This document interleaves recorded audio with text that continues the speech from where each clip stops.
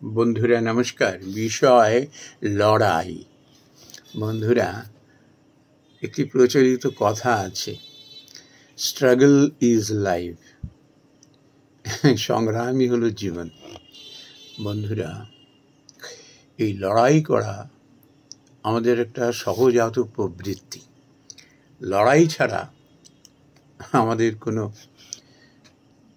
Existence নেই, অস্তিত্ব নেই। সমাজে দু ধরনের মানুষ লড়াই করেন। এক হলো, এই শ্রীমদ্ ভগবদ গীতা খুব সুন্দরভাবে বলেছেন যে পরিত্রাণায় সাধুনাম বিনাশায় চ দুষ্কৃতম। এক ধরনের সাধু মানুষ, তারা লড়াই করেন এই সাধু মানুষদের পরিত্রাণের জন্য আর দুষ্কৃতীদের মারার জন্য। সাধু মানে কি? সাধু মানে সজ্জন ব্যক্তি, নিরীহ মানুষ যারা, এদের পরিত্রাণ দেওয়ার জন্য লড়াই করেন। যেমন স্বাধীনতা সংগ্রামে, ভারতবর্ষের স্বাধীনতা সংগ্রাম বা অন্যান্য দেশের, বা এই যে সমাজে যখন অধর্ম হয়, কিছু দুষ্ট মানুষ যারা সমাজকে, মানুষকে শোষণ করে খায় না, তাদের বিরুদ্ধে এরা তখন লড়াই করেন। এই গেল এই মানুষের লড়াই। আর একটা হলো দুষ্ট মানুষের লড়াই।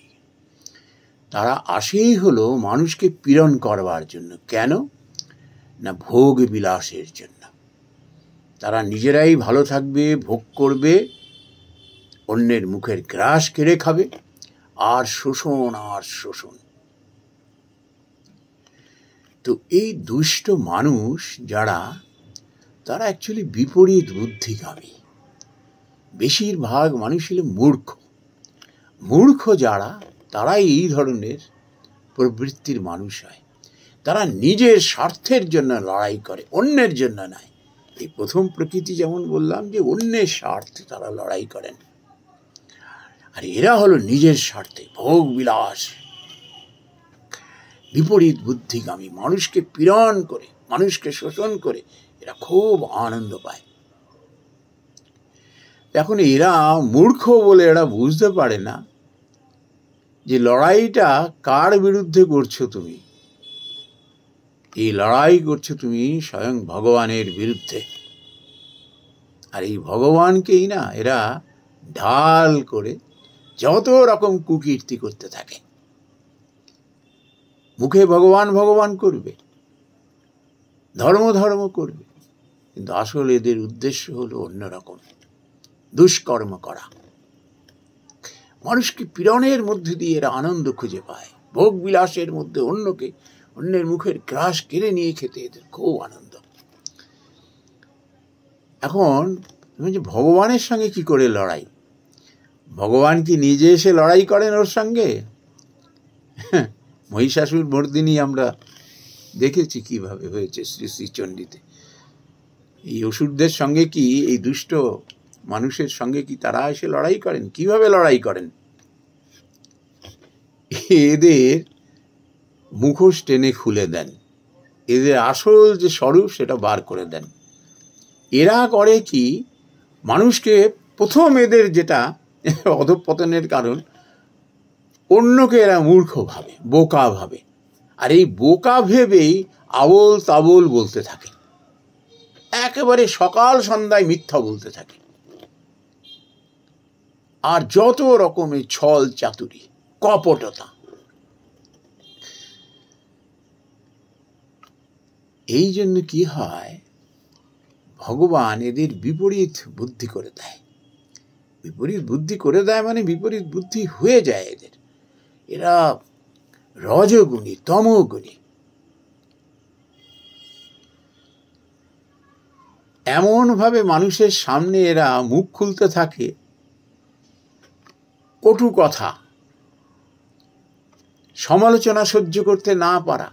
যেই দোস্তুটির কথা বললো অমনি শুলে চড়িয়ে দাও, তাকে জেলে ভরে দাও, তার উপর অত্যাচার করো যাতে মুখ খুলতে না পারে। এই রকম বিপরীত বুদ্ধি। আর প্রলাপ বকতে থাকে। তারা বুঝতে পারে না আমি কি বলছি। ওর যেদিন শুভ বুদ্ধি হবে না, সেদিন যখন কেউ যদি টেপ রেকর্ড করে শোনাতে পারে যে দেখো তুমি কি বলেছিলে,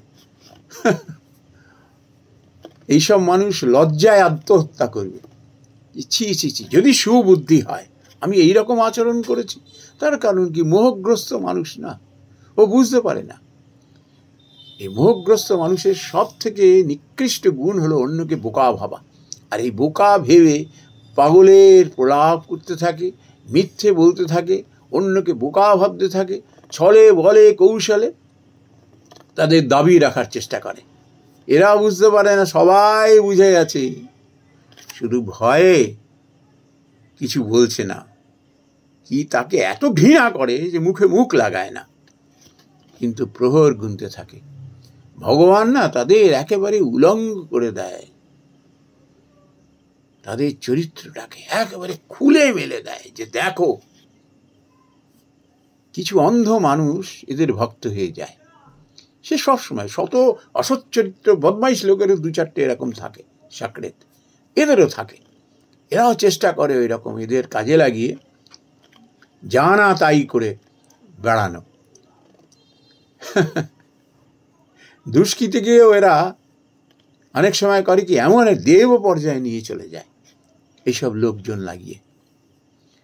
আর এগুলো মানুষ দেখে দেখে না তখন তখন বিরক্ত হয়ে যায়, আর সহ্য করতে পারে না।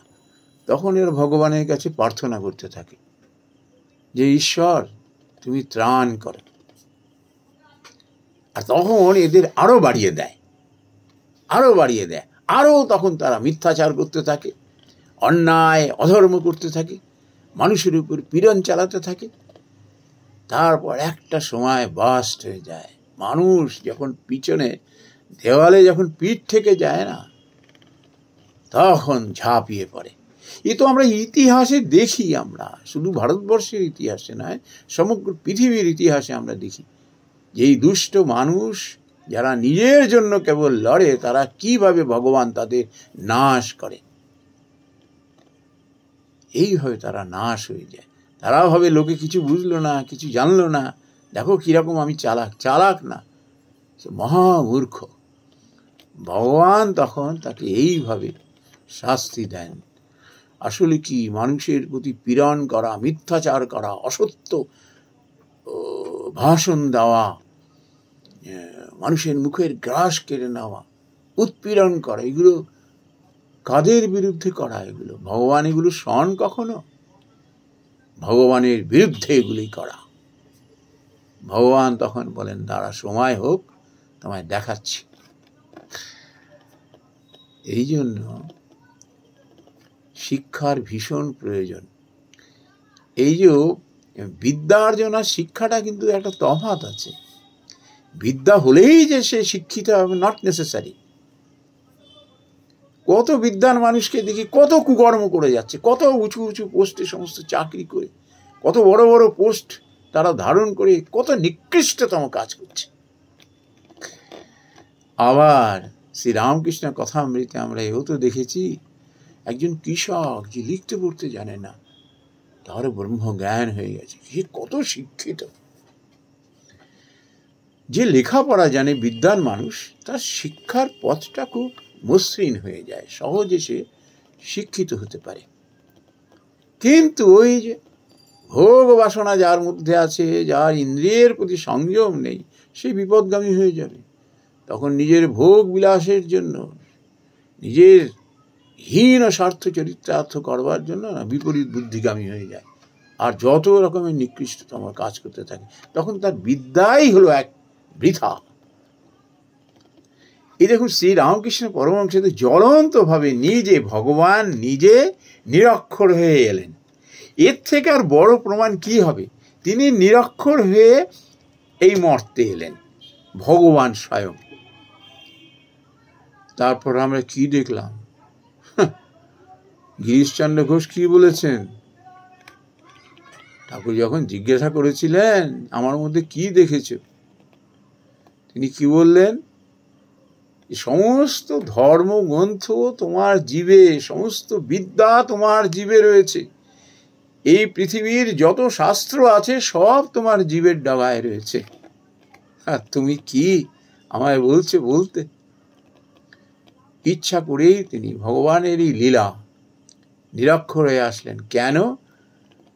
নিরক্ষর মানুষও যাতে শিক্ষা পায় যে দেখো, মানুষ হতে গেলে, জীবনের লক্ষ্য বুঝতে গেলে, প্রকৃত শিক্ষিত হতে গেলে লেখাপড়া না জানলে যে হবে না এমন নয়। আমাকে দেখে শেখো, মনটাকে পবিত্র করো, সেটা তো করতে পারবে। শিব জ্ঞানে জীব সেবা করো, জাত পাতের ধর্মের ঊর্ধ্বে গিয়ে মানুষকে মানুষ হিসাবে ভালোবাসতে শেখো। তাহলেই দেখবে তুমি কিরকম শিক্ষিত হয়ে উঠেছ, নিজেই অনুভব করতে পারবে। ঠাকুর নিজের জীবন দিয়ে দেখিয়ে দিলেন। বন্ধুরা, এই লড়াই ছাড়া আমাদের গতি নেই। কিন্তু যারা নিজেকে প্রকৃত শিক্ষিত হিসেবে গড়ে তোলবার জন্য লড়াই করেন না, তার লড়াই সার্থক। নমস্কার বন্ধুরা।